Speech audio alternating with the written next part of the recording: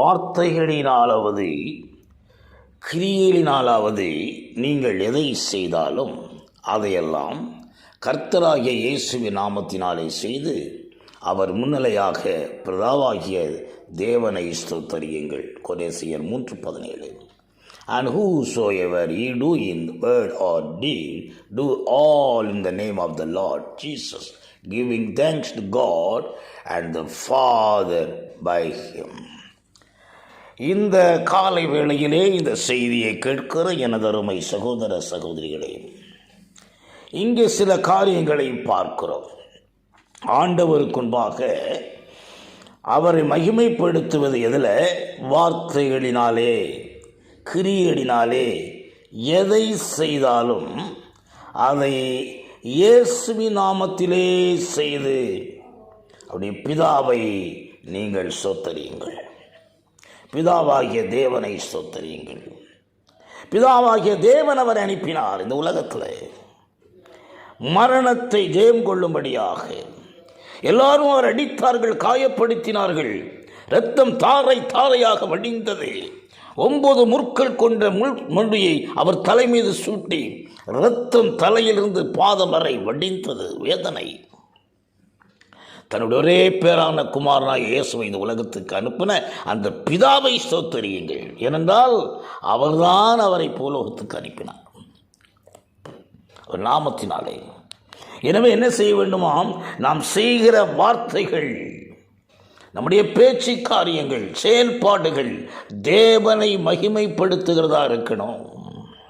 இயேசுவின் நாமத்தில் பேசுங்க.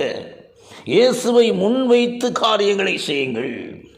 இயேசுவின் நாமத்திலே நற்காரியங்களை செய்யுங்கள். இயேசுவின் நாமத்திலே நல்லதை பேசுங்கள். உங்கள் கிரியைகள், உங்கள் செயல்பாடுகள் எதை செய்தாலும் இயேசு கிறிஸ்துவின் நாமத்தினாலே செய்து அவர் முன்னிலையாக பிதாவாகிய தேவனை ஸ்தோத்தரிக்கணும். நாம் நன்மை செய்தால் தேவன் நமக்கு நன்மை செய்வார். நாம் தேவனை கனப்படுத்துகிற பொழுது அவர் நம்மை கனப்படுத்துவார். வேதம் கூறுகிறது, கனப்படுத்திக் கொள்ள முந்திக் கொள்ளுங்கள். இதை கேட்கிற எனதருமை சகோதர சகோதரிகளே, கிறிஸ்துவ வாழ்க்கை என்பது லகுவான வாழ்க்கை அல்ல. நாம் கிறிஸ்துவன் அல்லது ஆண்டவரை ஏற்றுக்கொண்டேன் என்று சொல்லி வாழ்வதல்ல. நம்முடைய செயல்பாடுகள், அந்த புத்தகத்தை, சிறு புத்தகத்தை வாங்கி புசி, அதை புசிக்கும் பொழுது மதுரமாக இனிமையாக இருக்கும். ஆனால் வயிற்றுக்குள் போகிற பொழுது கசப்பாக இருக்கும். புசிக்கும் போது நல்லாதான் இருக்கும், வாசிக்கும் போது, வார்த்தைகளை கேட்கும் பொழுது அது இனிமையாக இருக்கும். ஆனால் செயல்படுத்துகிற பொழுது அது கொஞ்சம் கஷ்டமாக இருக்குங்க. நம்முடைய வாழ்க்கையில் நடந்து பார்க்கிற பொழுது அது கஷ்டமாக, எத்துறை கஷ்டம் தெரியுங்களா கிறிஸ்துவ வாழ்க்கையில் வருகிறதுக்கு. வீட்டுக்குள்ள மனைவியோட பேச முடியலை, மகனோட பேச முடியலை, சில காரியங்களை வாக்குவாதம் வந்து விடுகிறது. நம்முடைய ஆவி அங்கே பறிபோய் விடுகிறது. இரவெல்லாம் செபித்து பகலெல்லாம் ஆண்டவர் நாமத்தை துதித்து கொண்டிருக்கிற பொழுது ஏதாவது ஒரு வார்த்தை அங்கே வந்து விட்டால் குடும்பத்தில் பிரச்சனை வந்து விடுகிறது. நம்முடைய ஜபங்களை இழந்து விடுகிறோம். பரிசுத்த ஆவியினுடைய மகிமைக்கு அங்கே புலங்கம் வந்து விடுகிறது. எனவே இந்த காலை வேளையில் நம்முடைய கிரியைகள் என்ன?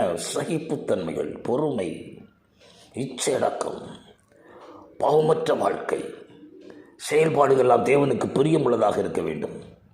நம்முடைய வார்த்தை, நம்முடைய கிரியைகள் தேவநாமத்திலே, இயேசுவின் நாமத்திலே செய்து பிதாவை ஸ்தோத்திரிக்கணும் என்றால் தேவநாமம் மகிமைப்படும். நம்முடைய வாழ்க்கையில் தேவன் மிகப்பெரிய ஆசீர்வாதங்களை தருவார். அதில் எந்த மாற்றமும் இல்லை. செபிக்கலாமா? வானத்தையும் பூமியையும் சர்வத்தையும் படைத்த நல்ல தகப்பனே, இந்த அதிகாலை வேளையில் ஆண்டவரே, உடைய வார்த்தைகள், செயல்பாடுகள் எல்லாம் இயேசு கிறிஸ்துவின் நாமத்தில் செய்து தேவனையும் ஸ்தோத்தரிக்கிற மனப்பக்குவத்தை எங்களுக்கு தாங்க. செய்தியை கேட்கிற ஒவ்வொரு பிள்ளைகளையும் அபிதமாய் ஆசீர்வதியுங்க. இயேசு கிறிஸ்துவின் இன்ப நாமத்திலே ஜெபம் கேளும் ஜீவன் நல்ல பிதாவே, ஆமென்.